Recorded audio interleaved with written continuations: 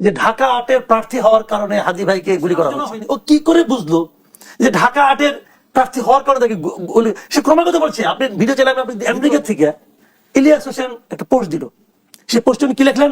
হসপিটালে মির্জা চাঁদার উপস্থিতি ভালোভাবে না নেওয়ারই কথা। মির্জা চাঁদা আছে, চান্দা আব্বাসকে হাদির মামলার 1 নম্বর আসামি করা হলো। ঘটনা কি? মূল ঘটনা হলো হাদির কিন্তু জীবন যাচ্ছে, হাদি কিন্তু জীবন মৃত্যু সন্ধিক্ষণে। আর এই ঘটনাকে কেন্দ্র করে কিছু লোক তাদের মতলবী ব্যবসা করতেছে। হাদি এখানে বলির পাঠা হয়ে গেছে। সিম্পল নাকি ভট্টাচার্য হাদির এই ঘটনার পরপরই সে প্রথম একটা পোস্ট দিয়েছে। সেই পোস্টের মধ্যে লিখতেছে যে কয়েকজন নাম দিচ্ছে, যে এরা কয়েকজন সাংবাদিক, এর নাম বলি আনিস আলমগীর, আব্দুল নূর তুষার, হ্যাঁ মাসুদ কামাল আছে, আমিও আছি এখানে। আমরা নাকি আওয়ামী বয়ান তৈরি করতেছি, আর তখন হাদিকে মরতে হচ্ছে। মানে হাদির মৃত্যুর আমরা দায়ী। মানে সবাই যার যার ধান্দা এখানে ফুলফিল করার চেষ্টা করতেছে। জনাব মাসুদ কামাল, আমরা গতকাল দেখেছি হাদির উপর যখন হামলা হলো, তার বোন জানিয়েছেন ভারতীয় গোয়েন্দা সংস্থা র আমার ভাইকে বাঁচতে দেবে না। এবং এই প্রসঙ্গে আল জাজিরার অনুসন্ধানী সাংবাদিক জুলকার নাইন সায়ের বলেছেন, পার্শ্ববর্তী রাষ্ট্রের গোয়েন্দা সংস্থা গত কয়েক মাসে অন্তত 80 জন সুব্রত বাইরের মতো আততায়ীকে দেশের বিভিন্ন পয়েন্ট দিয়ে অনুপ্রবেশ করিয়েছে। নির্বাচন ঘিরে ভারতকে কোনো নীল নকশা করছে? দেখেন, নীল নকশা করছে কি করছে না, হাদির বোন যতটা সহজে বলতে পারতেছে, জুলকার নাইন সাহেব যেভাবে বলতেছেন, আমি এভাবে বলতে পারবো না, আমি অত জ্ঞানী না। কারণ কিছু একটা নীল নকশা আঁকতেছে আর এটা সব বুঝে ফেলেছে। ভাই, বিষয়টা এত সহজ না রে ভাই। ঘটনার প্রেক্ষিতে আপনাকে আলোচনা করতে হবে। আমি আপনাকে 2-3টা ঘটনা বলি, তাহলে আপনি বুঝবেন। দেখেন, যখন হাদির একটা ভিডিও আমি দেখলাম, মানে আমি যা দেখবো তার প্রেক্ষিতে আলোচনা করব। একটা ভিডিও দেখলাম যে উনি যখন গুলিবিদ্ধ হয়েছেন, একদম রিক্সায় করে ওনাকে হাসপাতালে নিয়ে যাওয়া হচ্ছে, তখন একজন লোক লাইভ ভিডিও করতেছে ফেসবুকে। সেখানে সে কি বলতেছে? তার একটা কথাই খুব বারবার সে বলতেছে যে ঢাকা আটের প্রার্থী হওয়ার কারণে হাদি ভাইকে গুলি করা হয়েছে।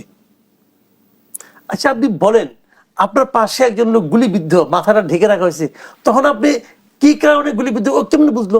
এবং হামলাকারী নিশ্চয়ই কোনো কারণ বলে যায়নি। কারণ বলে যায়নি, তার সঙ্গে আলোচনা হয়নি। ও কি করে বুঝলো যে ঢাকা আটের প্রার্থী হওয়ার কারণে তাকে সে ক্রমাগত বলছে, আপনি ভিডিও চাইলে আমি আপনি দিতে পারবো। এই ভিডিও আমি নিজে দেখেছি, অনেকে দেখেছে, আমার কাছে একজন পাঠিয়েছে, যেহেতু ভিডিওটা আমি দেখলাম। এবং সে অন্তত 5 থেকে 6 বার বলছে যে ঢাকা আটের প্রার্থী হওয়ার কারণে হাদি ভাইকে গুলি করেছে। এই লোকটা কে?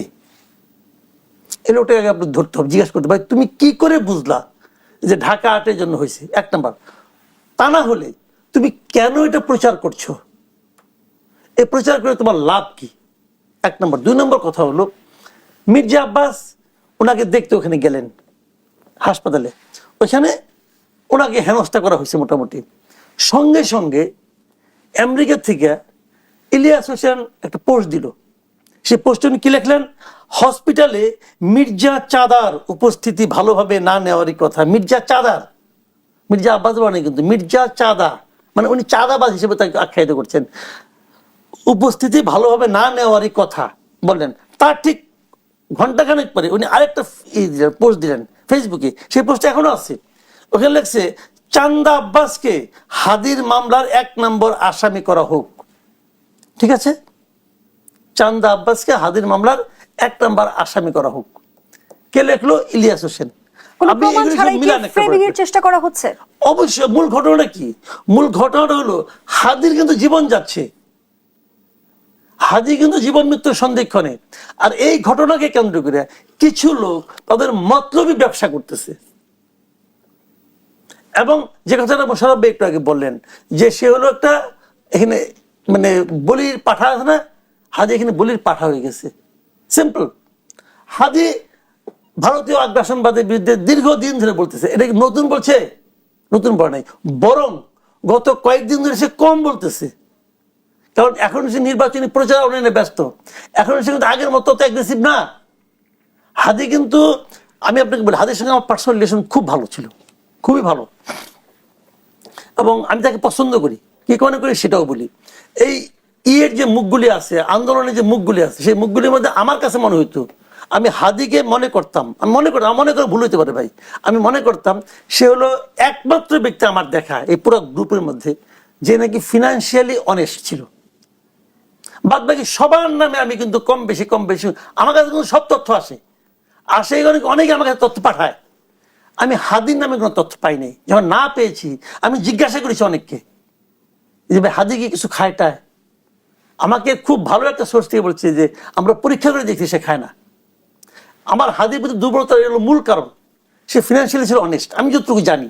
এর বাইরেও থাকতে আমার যারা বাইরে অনেক কিছু থাকতে পারে, তাকে আমি পছন্দ করি। কিন্তু যারা তাকে নিয়ে বাণিজ্যগুলি করতেছে এই এক একটা আরেকটার চেয়ে বড় করাপ্ট। পিনাকি ভট্টাচার্য হাদির এই ঘটনার পরপরই সে একটা প্রথমে একটা পোস্ট দিয়েছে, সেই পোস্টের মধ্যে লিখতেছে যে কয়েকজন নাম দিচ্ছে যে এরা কয়েকজন সাংবাদিক, এই নাম বলি আনিস আলমগীর, আব্দুল নূর তুষার, হ্যাঁ মাসুদ কামাল আছে, আমিও আছি এখানে। আমরা নাকি আওয়ামী বয়ান তৈরি করতেছি আর তখন হাদিকে মরতে হচ্ছে, মানে হাদির মৃত্যুর জন্য আমরা দায়ী। মানে সবাই যার যার ধান্দা এখানে ফুলফিল করার চেষ্টা করতেছে। মির্জা আব্বাসকে দায়ী করেছে ইলিয়াস হোসেন, লেনদেন কিছু করতে চায় আর কি, বলে আমি তুমি আমার টাকা দাও, তোমার নাম আর কমু না, এটা হইতে পারে। পিনাকি বলতেছে মাসুদ কামাল তুমি আমার কিছু বলো না, বললে তোমার নামে আবার বলবো আমি। মানে একটা মানে প্যাথেটিক ঘটনাকে, একটা মর্মান্তিক ঘটনাকে নিয়ে তারা বাণিজ্য করতেছে সবাই। ওই যে বলছে ঢাকা ৮-এর নির্বাচনে প্রার্থী হওয়ার কারণে হাদি ভাইকে মারা হলো, বাণিজ্য এটা হলো ওর ধান্দা, সেখানে ফুলফিল করতেছে। একটা মানুষের জীবন যায় আর সবাই এখানে যার যার মতো মতলব করে। এইটা হলো কি আমাদের সবচেয়ে দুর্ভাগ্য। আবার দেখেন এখানে আমি এটা নিয়ে বললাম এরা সব জ্ঞানী লোক, গ্রামে কি হয়েছে হাদিকে দেখা যাচ্ছে তার বাবা মা চলে আসছে, চোর দিয়ে চুরি করছে ওই বাড়িতে। মানে সব মতলব, কি শহর কি গ্রাম, কি শিক্ষিত কি অশিক্ষিত, আমাদের মনে রক্তের মধ্যে মনে হয় মানে এই মতলববাজি ঢুকে গেছে। এটা ভালো না, এটা ভালো না।